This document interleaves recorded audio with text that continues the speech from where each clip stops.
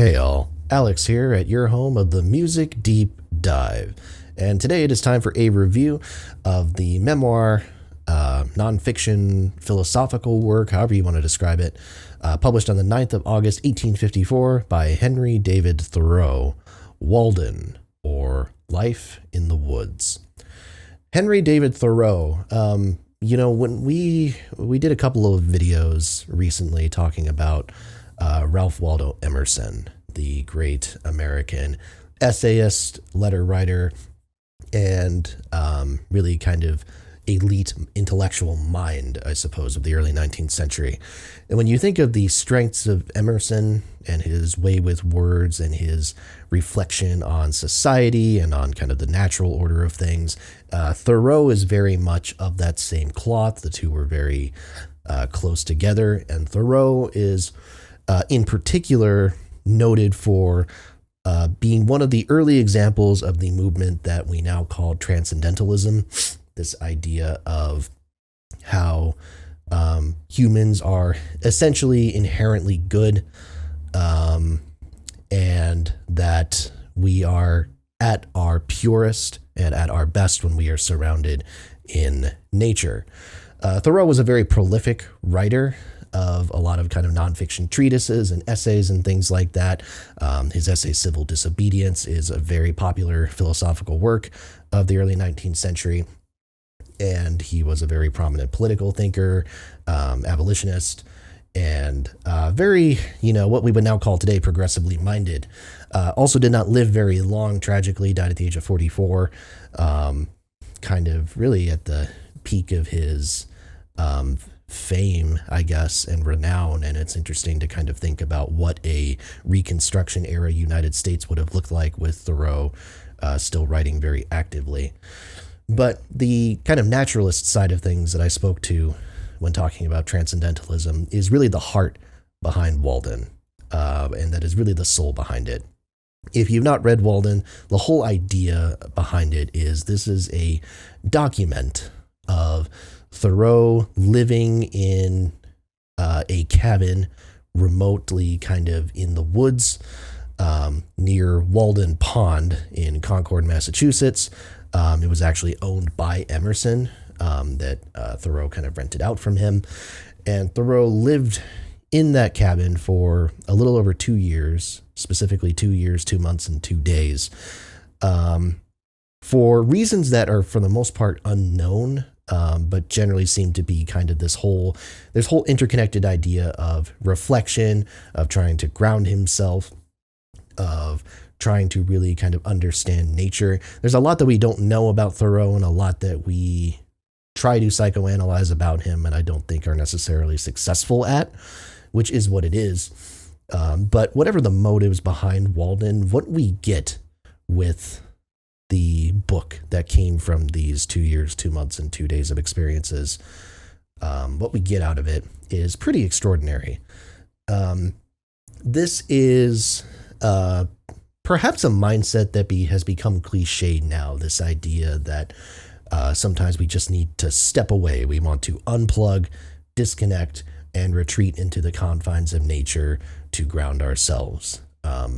It's a kind of a cliched idea. You see it come up in art all the time. You see real people use it as stories of inspiration. I think of musical examples, how many bands and artists have recorded albums in remote locations. Bon Iver's For Emma Forever Ago being the first one that comes to my mind. But this idea, I'm not going to quite say it starts with Thoreau, but there's definitely a precedent that is set here that isn't really as prominent. And I think why Walden succeeds in establishing that premise is because of the quality of the writing. Thoreau is a very descriptive writer. He can set a scene very well. He can describe the environment that he is in, but he can also connect these things to philosophical musings. And again, philosophy is this guy's bread and butter. That is the bulk of the other notable works that he wrote during his career. And he takes these observations, these very granular descriptions of life on the cabin, how he had to essentially live off the land, how he had to interact with neighbors who viewed him as kind of a curiosity, viewed his presence as a kind of oddity, because he was not naturally part of that community. So he had to sort of try to integrate his way in. Describing, again, just kind of these nights where he was not caught up in the busyness of day-to-day life, even the day-to-day life of, 1840s, the United States, something very different from what we think of today. He takes all these ideas and these descriptions and ties them to these general kind of sociological ideas. These ideas about what is the purpose of life? What is fulfillment? What is money? What do we value? I think one of the key things that Thoreau asks us to take away from it is what the value is, not necessarily in like a capitalistic society, although I think he does make that point here and again, but just in general, in a society where our focus is work, where our focus is productivity, and not allowing ourselves to kind of sit with life, sit with existence in general. Thoreau kind of challenges this idea and basically says, is that the appropriate way to live? And I think pretty clearly, I think the fact that the book exists is telling enough of what Thoreau's opinion is on that matter. There's generally this sense of, trying to be very grounded and in the moment. Again, this goes into the descriptive language where Thoreau is really shines in being able to kind of set this scene, again, describing his cabin, describing the environment, and then making the case of how we don't necessarily let ourselves sit in that moment, that we are always, again, the hustle and bustle type of idea, right? And the sounds as well, and how we as humans kind of interact with sounds. And again, there's the interpersonal idea of it. What does community mean? What does community mean in a more rural setting versus in a more urban setting?